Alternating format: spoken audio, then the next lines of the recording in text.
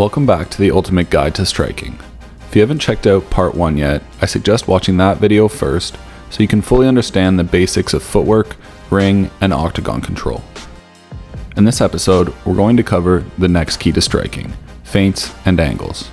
If you like the content, please like, subscribe, and follow us on Instagram at techniques.co. Feints. To break an opponent down and push them back to where we want them to be takes more than just good footwork. You have to be perceived as dangerous by being a threat.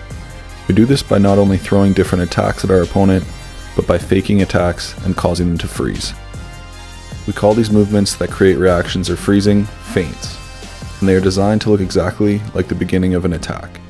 The most common feint is the jab feint, as your jab is consistently used as a setup for incoming attacks. As you land a jab, your lead foot steps forward hard to gain distance and add strength to the punch. This small step is all TJ has to do to get a reaction out of Cody. In this way, you can control and push back your opponent onto the fence, or just display the danger alarm that if you come close, I will hurt you. Sean O'Malley knocked out Eddie Wineland with feints as well. Prior to this knockout, he had Eddie badly hurt with a left hook, and knowing Eddie was rocked and therefore could be frozen easier, Sean feints a rear uppercut, left hook before throwing the right cross that knocks Eddie out. On the broadcast, they mention it as a feint rear uppercut into cross, but the feint left hook that was missed actually allows the whole combination to flow a lot better. These are both great ways to set up your strikes with your hands, but many people forget that feints can and should be done with your feet as well.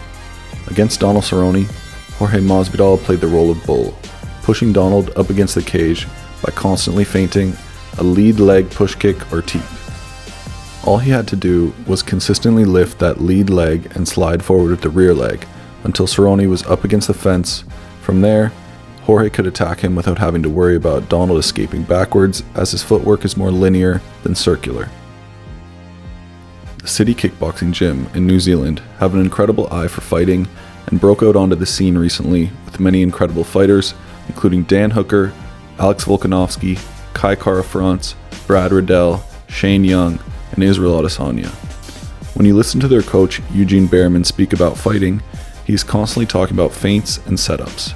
Here Israel does a very small step with his rear foot and hip where it looks like the beginning of a swing kick. It's a small movement that may seem like absolutely nothing, but let's again see the same usage against Brad Tavares. This feint draws out the defense for a high kick, which is a block for a circular attack. Israel then steps in with a cross, a linear attack, knowing that it's the incorrect defense. Brad then changes his defense for a linear cross after it's already thrown, and Israel has his opening for the circular head kick. These are far from the only feints available to a fighter, and are only a few examples. Feints are part of the creation process for a martial artist and can be different for each person. All you typically have to do is ensure that your feint looks like the first 30 to 50% of a strike to gain a reaction, which you can then read and game plan off of. Angles. We mentioned in part 1 that ring and octagon control can be done by being the bull or the matador.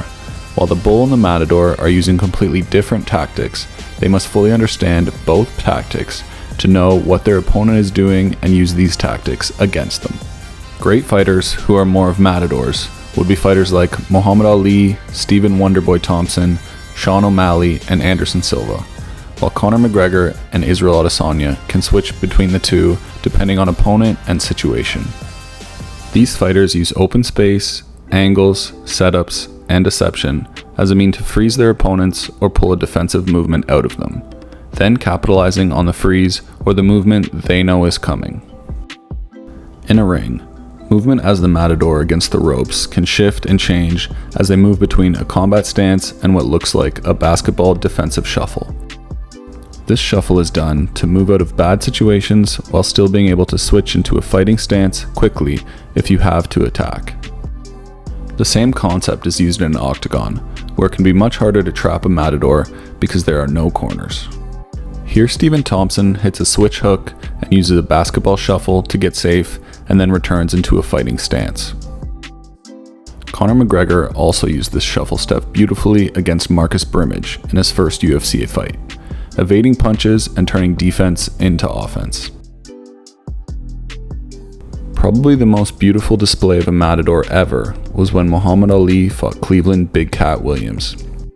This is quite possibly the greatest performance of Ali's career, and if you've never seen it, I suggest leaving this video and watching it immediately. Ali dances beautifully around the ring as Cleveland chases him the whole fight, unsure on how to handle his movement and unable to trap him into corners. Ali's dynamic movement, reflexes, and speed are on full display as he toys with Cleveland and eventually finishes him with a flurry of punches. If you don't already know, this time in his career was peak Muhammad Ali. For as great and incredible of a fighter as he was, Ali was actually robbed of his prime. Refusing to join the military to fight in the Vietnam War, his boxing license was revoked for 3 years. During this time, it's reported that he did not train, as he traveled the country doing college speaking tours, standing up for what he believed in. While this is a very noble and great cause that makes him revered around the world to this day, one can only imagine what would have been if he was not robbed of this period of his career. What Muhammad Ali and Matadors know is that what's traditionally seen as wrong or incorrect when teaching the striking arts can be massively effective. If you walked into any gym and the first lessons they taught you was to keep your hands down by your waist and pull your head forward, you'd be considered insane. But many fighters use this approach to freeze their opponent, as it makes them second guess themselves and not push forward to trap them. Here Israel uses a hands down approach with feints, and since his head is placed so far forward, once his opponent attacks, he can easily retreat it and come back to counter. From there, he creates an angle off a lead hook, pushing the opponent's head straight into a head kick. At that point, it's open season to come in with a barrage of punches, knees, and kicks to finish the job. The angle setup to the head kick that hurt his opponent is also of massive importance and is often missed with this setup, as many fighters use the exact same lead hook rear head kick combination but do not angle off so they don't do as much damage as they could. First, Israel throws a throwaway right cross, where his lead foot steps to the left at the same time as the punch lands. This is a throwaway cross because it is only used as a distraction, as a way to get your opponent to freeze in their spot as your footwork changes. Next, he throws another throwaway shot, this time a lead hook, to disguise his rear leg's positional change right before he throws the head kick. Notice the center lines. Our center line is in a position to attack as it's pointed directly at the opponent. The opponent's center line is still facing where Israel originally was and therefore is not in a position to attack. For the Matador, this is the key, consistently creating angles to where they have the advantage and the opponent does not. The lead step that feints a jab is incredibly important when getting an opponent to second guess and not come forward. This can be the difference between being backed up against the ring or octagon or being in the center with open space to operate. Chinzo Machida, the older brother of Lyoto Machida, uses this concept beautifully.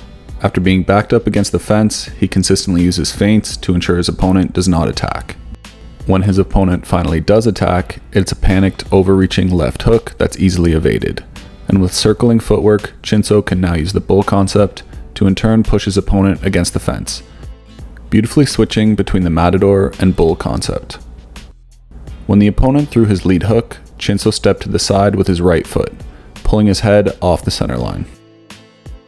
The lead foot then followed and he circled out. But if we take a look at that original foot placement before the full circle, we can see again the advantageous position he placed himself into. Chinzo used this opening to circle around and play the position of the bull, but he very well could have used that split second to throw across while his opponent was not in a position to attack. If a Matador consistently evades but does not counter or switch to the bull, then it is for nothing. They do not display a sense of danger to their opponent and will eventually be worn down with footwork and positioning as their gas tank empties. The fights with Triple G and Canelo show this beautifully. In the first fight, Triple G uses ring control tactics to consistently trap Canelo against the ropes. Many times Canelo evades these punches, but gains no respect from Triple G because he does not capitalize on them. In turn, many people thought Triple G won the fight and not Canelo.